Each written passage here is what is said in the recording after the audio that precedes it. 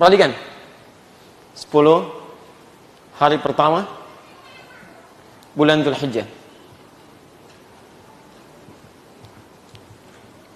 10 hari pertama bulan Dzulhijjah.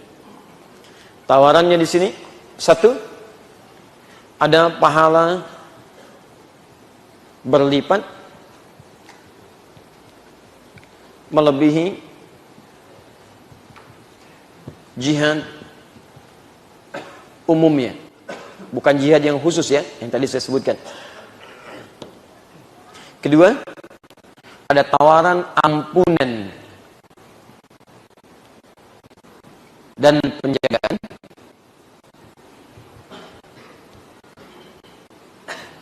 dari dosa. Kalau mau diturunkan dari aneka dosa, saking banyaknya.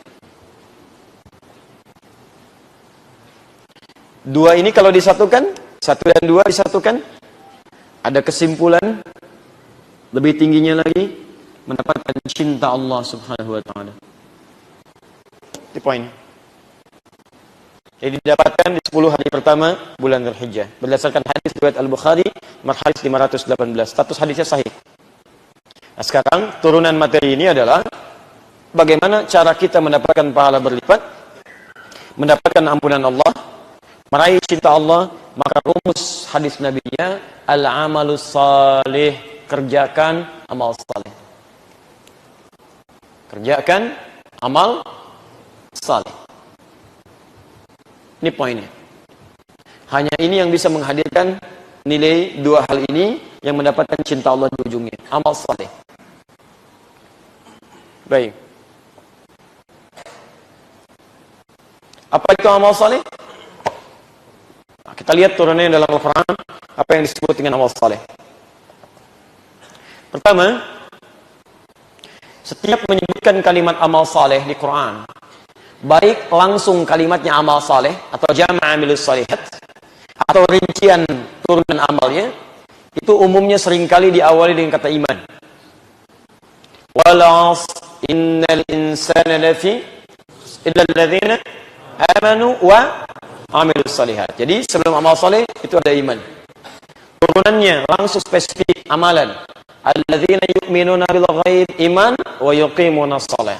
Amal saleh bentuknya salat. Ya ayyuhalladzina amanu kutiba alaikumus shiyam. Iman amal saleh bentuknya puasa. Ya ayyuhalladzina amanu aufu bil uqud. Iman bentuknya amal saleh, wujudnya menepati janji. Ya ayyuhalladzina amanu la yasra qaumin qaum. Iman amal saleh, bentuknya jangan saling celah. Ada perintah, ada larangan. Jadi, ketika amal saleh ini dideskripsikan oleh Al-Qur'an, amal ini selalu didahului dengan kata iman.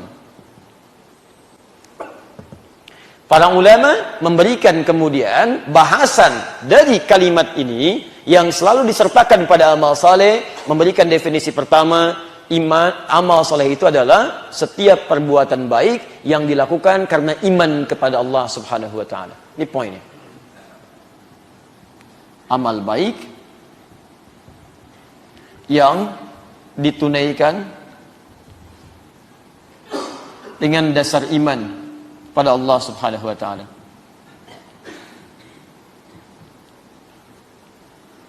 Jadi kalau ada orang berbuat baik tapi kemudian maaf, amal baiknya tidak didasarkan pada iman, itu dalam istilah syariat gak bisa disebut amal soleh.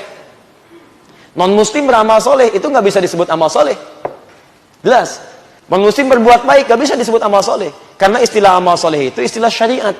Istilah syariat yang hanya dilekatkan pada amal baik yang dikerjakan karena dasar iman. Makanya itu kamusnya kamus Al-Quran, tidak ditemukan dalam istilah-istilah Arab biasa. Takwa itu istilah syariat, iman istilah syariat, wudu istilah syariat.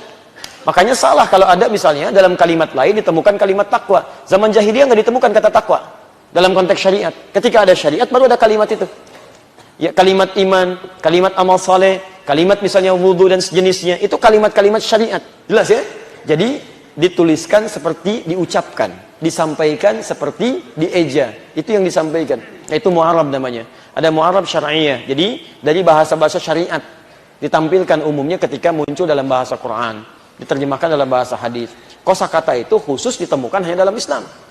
Makanya keliru kalau ada misalnya maaf ini cuma bandingan saja, bandingan. Boleh didiskusikan dalam ranah ilmiah. Salah kalau kemudian ada ajaran di non-muslim mengajak, mari kita mengikuti misalnya ibadah A dengan meningkatkan iman dan takwa. Iman takwa itu nggak ada. Kecuali cuma di Islam. Silahkan cek. Nggak ada kalimat iman. Kalimat takwa, lihat kitab aslinya. Cuma di Quran. Kalimat itu munculnya di Quran. Yaitu mu'arab syariat, syar'iyah. Jadi bahasa syariat bukan bahasa Arab biasa. Itu serapan. Ya. Jadi kalau kita kembalikan ke sini, perhatikan sini. Makanya ketika amal itu dipandang baik, lalu dilakukan dengan dasar iman, maka berubah kalimatnya menjadi gini, amal saleh. Baik, jadi sekarang pertanyaannya, dari setiap pekerjaan antum, berapa yang sudah jadi amal saleh? Itu pertanyaannya. Coba renungkan kembali. Antum dikasih hidup tuh, ada anak belum balik, amal solehnya banyak banget. Sebelum maghrib sudah datang, baca Quran, ngafalin, tertawa, gembira. Masya Allah, ngafal Quran, gembira. Gembira. Antum diajak aja udah manyun.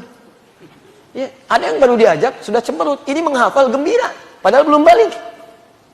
Dia menghafal, begitu gembira. Antum baca, sudah susah. Ya mau berapa tahun lagi? Cuma renungkan aja kita gitu kan. Ini barangkali tolonglah, setiap kita mau tidur pikirkan. Saya hidup ini sampai kapan ya? Bakal apa yang mau saya bawa? Coba lihat rumah antum seluas apa. Coba cek dulu bagaimana hisabnya. Barang-barang yang antum lihat. Kan kita yakin setiap barang akan dihisab. Barang itu kan cuma titipan. Tapi anehnya orang dititipin mau banyak. Kan biasanya titipan cuma sedikit. Pak nitip motor ya, silahkan Pak. Begitu datang 100. Kok banyak amat? Kan Masya Allah. Coba saya tanya, apa yang Allah anugerahkan kepada antum, itu kepemilikan atau titipan? Titipan. Titipan. Ayo kita rinci pelan-pelan di Quran. Kalimat iman pertama, yang menyertai amalan Al-Baqarah, ayat ke-3 sampai dengan ke-5. Kita 10 menit lagi berhenti ya. Cukupan dulu nanti sampai di situ. Bismillah. Al-Baqarah Quran surah ke-2 ayat 3 sampai 5. Lihat ini kalimat iman pertama di Quran. Alladzina yu'minuna bil ghaib, iman. Ya kan? Kemudian selanjutkan wa yuqimunas shalah. Satu, apa jenisnya? Salat. Baik. Amal saleh pertama, salat. Fawailul lil musallin, celaka orang salat. Kenapa? Awas, alladzina hum an salatihim sahun, dia lalai dalam salatnya. Kenapa lalai? Alladzina hum yuraun, karena pengen dilihat.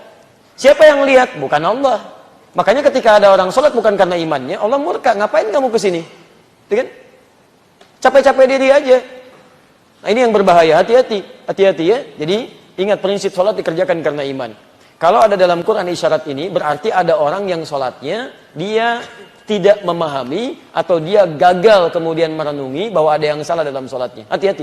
Begitu ada godaan-godaan, ini persamaannya godaan, tantangan. Jadi kalau ada isyarat ayat itu artinya setan berusaha menggoda manusia untuk menunaikan sholat di luar konteksnya. Ya, pasti antum akan rasakan lah. Antum akan rasakan. Jadi begitu mau sholat tiba-tiba ada ujian, ya kan? Berangkat ada kalimat, Masya Allah, sekarang sudah kelihatan mulai rajin ya. Nah, mulai itu. Mau jawab apa? Pelan-pelan. Padahal kan baru 3 kali sholat subuhnya ke masjid. Masya Allah luar biasa Pak ya. Sudah semakin meningkat nih. Subuhan ke masjid saya belum bisa mengikuti Bapak nih. Masya Allah. Antum jawab apa? Ya iyalah. Kapan antum berubahnya? Masya Allah. Itu yang tidak mudah tuh. Hati-hati. Ayo akhi. Kapan lagi kita berubah? Masya Allah. Apa harus saya contohin lagi nih? Oh, luar biasa. Itu hati-hati tuh. Wa mimma razaqnahum yunfiqun. Infak. Amal saleh. Lihat saya urutkan ya, infak. Walladzina yu'minuna bima unzila ilaik, ayat 4, ya kan? Saya lompat dulu. Interaksi dengan Al-Qur'an. Interaksi dengan Al-Qur'an. Seperti orang dulu berinteraksi dengan kitab-kitab pada nabinya, maka kita pun berinteraksi dengan kitab yang Allah turunkan atau firmankan kepada nabinya. Disebut Al-Qur'an. Oke? Quran surah 2 ayat 185. Syahr Ramadan alladzi unzila fihi al-Qur'an. Wa bil akhirati hum yuqinun. Dan lakukan ini semua dengan orientasi akhirat. Orang ini sudah berorientasi akhirat. Ini rumusnya yang paling penting. Yakin dengan akhirat. Jadi kalau antum ingin sholat, ukurannya jangan dunia. Gak akan dapat manfaat. Ukurannya akhirat. Ya, kalau cuma cari proyek untuk dunia, jangan ke masjid, salah alamat. Itu proyek akhirat. Ya, mau infak misalnya, kalau cuma dunia, antum akan ngitungnya akan untung rugi. Saya dapat berapa, keluar berapa. Mau zakat susah, mau ini susah, mau itu sulit. Tapi proyek antum kalau dilakukan dengan akhirat, maka pemekarannya akan berbeda. Sama dengan bacaan Al-Quran. Kalau cuma hitungannya dunia, antum akan sulit menginvestasikan waktu, bahkan untuk menghafalkannya. Tapi kalau hitungannya akhirat, Allahu Akbar, kita akan lihat banyak hal terjadi dalam kehidupan kita. Maka saya turunkan dulu, ada salat, ada infak, ada interaksi dengan Al-Quran, diantaranya dikerjakan dengan orientasi akhirat. Menurut antum, diantara ini yang dipresentasikan, disampaikan dari Al-Quran, mana yang paling utama? Salat, infak, atau interaksi dengan Al-Quran? Salat, angkatan? Baik. Yang infak? Tayyib. Yang interaksi dengan Al-Quran? Masya Allah. Yang paling utama adalah yang ketiga-tiganya. Dikerjakan dengan baik.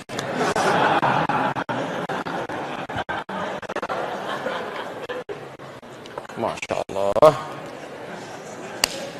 Antum sholat, gak pernah infak gak sholat, kan? Dan sebagai salah semuanya. Kalau bisa kerjakan ketiga-tiganya. Tapi yang jadi masalah, pertanyaannya, bisa nggak saat antum mengerjakan satu, yang lain bisa dikerjakan? Itu teknisnya bagaimana, Ustaz? Gitu kan? Saya pengen ngerjakan ketiga-tiganya, tapi teknisnya bagaimana? Ustaz, kalau begitu besok bisa nggak ya besok saya sholat sambil infak? Masya Allah. Gimana caranya? Ya saya dekat kotak infak aja di situ. Ya, begitu mau ruku, Allahu Akbar. Misal kan? Nanti nggak mudah. Antum harus cari cara. Bagaimana caranya kita bisa mendapati 3 amalan dikerjakan sekaligus dalam waktu yang bersamaan? Ada rumusnya. Rumusnya langsung disampaikan lewat istri Nabi sallallahu alaihi wasallam dari Sayyidah Aisyah radhiyallahu taala anha. Saya bacakan. Bahkan bukan hanya Sayyidah Aisyah, tapi banyak dari istri Nabi. Ya, saya sampaikan satu riwayat. Pertama, riwayat dari istri Nabi ini informasinya sampai kepada kita dari seorang bernama Hunaidah bin Khalid. Hunaidah bin Khalid.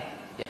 Beliau menyampaikan an ba'di azwajin Nabi sallallahu alaihi wasallam, dari sementara istri-istri Nabi sallallahu alaihi wasallam. Masya Allah. Ternyata yang mempraktekkan ini bukan hanya orang-orang yang jauh dari Nabi, tapi orang terdekat dengan Nabi. Istri-istrinya Nabi pun mempraktekkan ini. Ini rumus disampaikan dari istri-istrinya Nabi sallallahu alaihi wasallam. Kalau Anda ingin mengerjakan amal soleh, tiga-tiganya masuk dan bisa dikerjakan dengan baik, ini rumusnya. Anna Rasulullah sallallahu alaihi wasallam, bahwa Rasulullah sallallahu alaihi wasallam kana terbiasa. Itu biasa Nabi. Nabi aja biasa, masa kita enggak kan? Yasumu tis'an min Dzulhijjah. Menunaikan puasa di 9 hari pertama di bulan Dzulhijjah. Jadi kalau Anda ingin menggabungkan 3 amalan ini, semangat dikerjakan dengan orientasi akhirat, maka rumusnya tunaikan puasa di 9 hari pertama. Karena puasa itu ketika ditunaikan cenderung ingin memaksa kita, mendorong kita untuk maksimal menunaikan 3 hal ini. Saya beri contoh. Anda kalau tidak puasa, mohon izin, jangankan sholat fardu, jangankan sholat yang sunnah, sholat yang fardu aja, kalaupun terlambat belum tentu punya rasa, kadang-kadang biasa. Ada yang terlambat Jumatnya. Tapi kalau Anda sedang puasa, jangankan yang fardu, yang sunnah, nggak mau ketinggalan. Cek Ramadan kemarin, tarawih hukumnya apa? Sunnah. Tapi kalau Anda ba'da Isya langsung tidur, kan Anda gelisah tidurnya, nggak enak tidur. Sedang puasa, Masya Allah, hari Jumat biasanya khatib baru naik misalnya, antum baru datang. Ini Masya Allah khatib belum datang ke masjid, antum sudah duluan, saf pertama lagi. Bisa terjadi. Infak apalagi, silahkan cek. Sebelum puasa, antum pulang misalnya, aktivitas di lampu merah ada orang minta, depan mata tuh, belum tentu dikasih. Maaf. Halo, kelas? Ya? Nah, itu ya, di amal saleh. Jadi intinya ketika kita ingin meningkatkan amal saleh, apa yang dikerjakan? Puasa. Selama berapa hari? 9 hari. Dari tanggal berapa? 1 sampai tanggal berapa? Tanggal 9. Dan di antara tanggal 1 sampai tanggal 9 itu, teman-teman sekalian, ada yang paling spesial. Ada yang paling spesial. Yang kalau dikerjakan hari itu, bukan cuma menunaikan puasa dan meningkat amal saleh. Ada tambahan baru yang menghadirkan keistimewaan besar di hadapan Allah Subhanahu wa taala. Dan tambahan itu cuma datang 1 hari dalam setahun. Kalau Anda nggak dapat hari itu, tunggu tahun depan. Belum tentu hidup. Kita harus dapatkan itu. Apa tambahan yang dimaksudkan? Ini yang akan kita bahas dalam pertemuan